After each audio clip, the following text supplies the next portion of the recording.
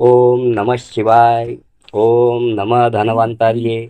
भगवान धन्वंतरी जी आपको पूर्ण आरोग्यता की प्राप्ति कराएं।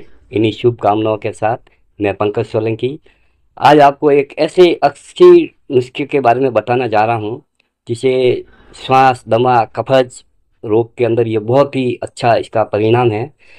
कई मरीज ऐसे होते हैं जिनके भीतर कफ का स्रावन नियमित होता ही रहता है और वो कई प्रकार की दवाएं लेने के बावजूद भी 24 घंटे उनका गला तर ही रहता है और पर्याप्त मात्रा में बलगम आता ही रहता है यहाँ तक कि कई प्रकार के हेवी से हेवी एंटीबायोटिक लेने के बावजूद भी उनके इस समस्या का निवारण नहीं होता है।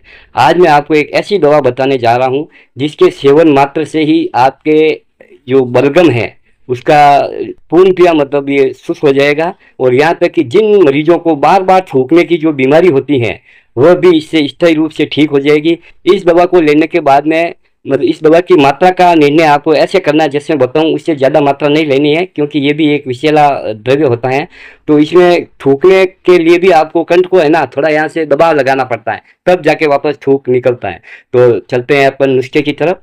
इसमें करना क्या है, आपको सबसे पहले आप आधा किलो 500 ग्राम धतूरे का रस निकाल दो।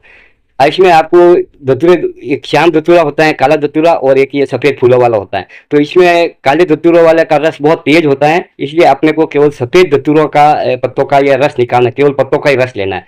ये 500 ग्राम रस लेकर के आप किसी भगोने में डाल दो और इस जब ये रस गर्म हो जाए तो इसके अंदर आप 500 ग्राम रस में आप 200 ग्राम चने, जो चने आते हैं अपने, ये चने इसके अंदर डाल दो और उसके ऊपर आप ढक्कन लगा दो।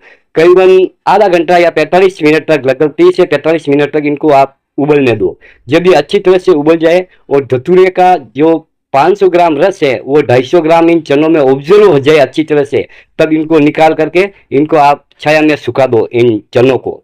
फिर अब करना क्या आपको कि शाम को मात्र सिर्फ एक चना, एक चने से ज़्यादा नहीं लेना है। शाम को आप किसी उसमें पानी में भिगो दो, 1 कप पानी में एक चने को। सुबह उठो दातन कुल्ला करके फ्रेश होके ताज़ा होके उसमें एक चना आप वो खा लो और उसके पीछे आप वो जो पानी अपने भिगोया है वो पानी पी लो। इसकी शुरुआत एक चने से ज़्यादा नहीं करनी है। सिर्फ 2 या 3 घंटे के भीतर आपको ऐसा लगेगा कि मेरा कंठ सूख रहा है, ठीक है।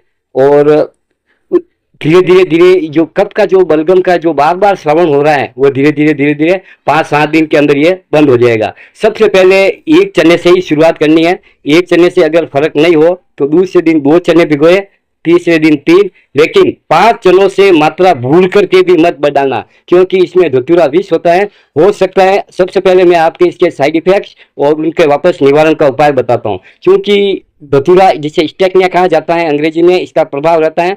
तो इसको लेने से आंखों की जो पुतली होती है ये विस्तारित हो जाती हैं और कुछ समय के लिए हमें दिखने में प्रॉब्लम हो जाती है। यदि ऐसी समस्या हो जाए या आपको ओवरडोज हो जाए बाय द वे, तो आप तत्काल प्रभाव से घी में काली मिर्चों का सेवन करें या बिनोला जिसे कपास भी कहते हैं, इनकी जो मिग्गी आती है उनकी मिग्गी का पाउडर बना करके दूध के साथ लें तो तत्काल इसके विष के प्रभाव शांत हो जाएगा। ये बात आप ध्यान रखें और यदि इसका भी अगर आप प्रयोग करो तो वैद्य की देख रेख या उसके निरीक्षण में करो। हाँ, ये पक्का है कि केवल मात्र एक चने मात्र से आपको पहले ही दिन के आती है 2-3 घंटे में ही आपके जो ये बार बार जो कफ बन रहा है या कफ का श्रवण हो रहा है वो कंठ एकदम यहाँ से शुष्क हो जाएगा। गले की आर्द्रता है जो बहुत ज्यादा रहती है वो शुष्कता में परिवर्तित हो जाएगी। इसी के साथ आप इसको बनाएं और भगवान भोलेनाथ जी आपको इस रोग से मुक्ति प्रदान करेंगे। ओम नमः शिवाय।